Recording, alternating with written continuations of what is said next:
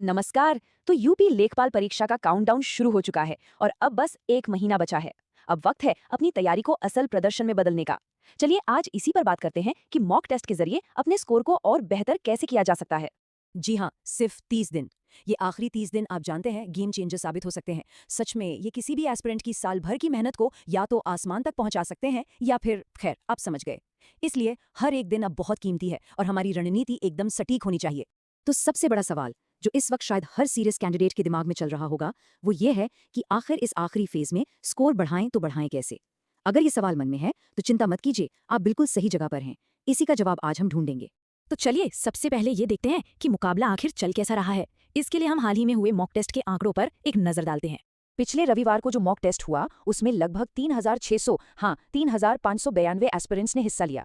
ये काफी बड़ा नंबर है और इससे हमें एक असली तस्वीर मिलती है कि कंपटीशन आखिर है कैसा और असल परीक्षा में क्या माहौल रहने वाला है। अब जरा इन नंबर्स को देखिए, ये सच में आंखें खोलने वाले हैं। जो टॉप 50 स्टूडेंट्स थे उनका स्कोर 74.25 से भी ऊपर था। टॉप 100 के लिए 70.50 क्रॉस करना पड़ा और टॉप 500 में आने के लिए भी 59 से ज्यादा स्कोर चाहिए था। तो इससे एक बात तो साफ है कि हमें अपना लक्ष्य भी उतना ही ऊंचा रखना होगा। अब इस मॉडरेट लेवल के टेस्ट को देखते हुए अगर किसी का स्कोर 68 से 70 के बीच आ रहा है तो मतलब तैयारी बिल्कुल सही ट्रैक पर है, जबरदस्त। और अगर नहीं भी आ रहा है तो टेंशन वाली कोई बात नहीं है, बल्कि अब एक साफ लक्ष्य सामने है कि हाँ मुझे यहाँ तक पहुँचना है। अब जब टाइम कम बचा है तो स्मार्ट काम करना होगा और इस समय सुधार के लिए सबसे शक्तिशाली हथियार है मॉक टेस्ट। ये सिर्फ अभ्यास नहीं, ये सफलता का मंत्र है।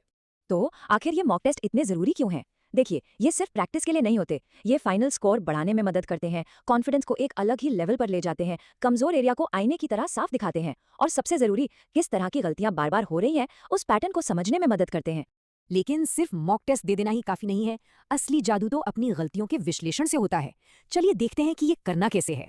यहाँ पर अंकित सर की एक बात, एक गोल्डन रूल हमेशा याद रखना है। उनका कहना है कि अगर मॉक टेस्ट देने में 2 घंटे लगते हैं तो उसके एनालिसिस के लिए भी 2 घंटे देने होंगे। जी हाँ, विश्लेषण उतना ही जरूरी है जितना कि खुद टेस्ट देना, बल्कि शायद उससे भी ज्यादा।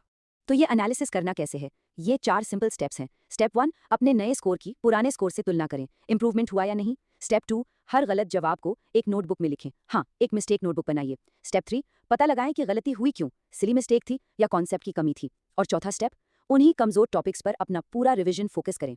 तो इस पूरे एनालिसिस को मिलाकर आखिरी 30 दिनों की रणनीति क्या होनी चाहिए, चलिए इस पर बात करते हैं। ये 4 चीजें समझ लीजिए, आपकी रणनीति के 4 स्तंभ हैं। पहला, हर हफ्ते एक मॉक टेस्ट और उसका पूरा एनालिसिस, ये तो करना ही करना है। दूसरा, टारगेटेड प्रैक्टिस के लिए टॉपिक वाइज टेस्ट। तीसरा, पूरे सब्जेक्ट के तेज रिवीजन के लिए 1 शॉर्ट वीडियोस। और चौथा, ई बुक से नए सब्जेक्ट्स को पक्का करना भी उतना ही जरूरी है। अब जब रणनीति तैयार है तो असली काम शुरू होता है, क्योंकि असली बदलाव व्यक्तिगत प्रतिबद्धता से ही आएगा। ये सबसे जरूरी हिस्सा है, खुद से एक वादा करना है, एक वादा कि अगले टेस्ट में मेरा स्कोर कम से कम 4 से 5 अंक जरूर बढ़ेगा। ये छोटा सा लक्ष्य ही मोटिवेशन बनाए रखेगा। और इस चर्चा को खत्म करने से पहले एक सवाल पर जरूर सोचें, वो एक कमजोर एरिया कौन सा है जिस पर अभी सबसे ज्यादा ध्यान देने की जरूरत है। इसका जवाब ढूंढें और आज से ही उस पर काम करना शुरू कर दीजिए। सफलता इसी पर निर्भर करती है।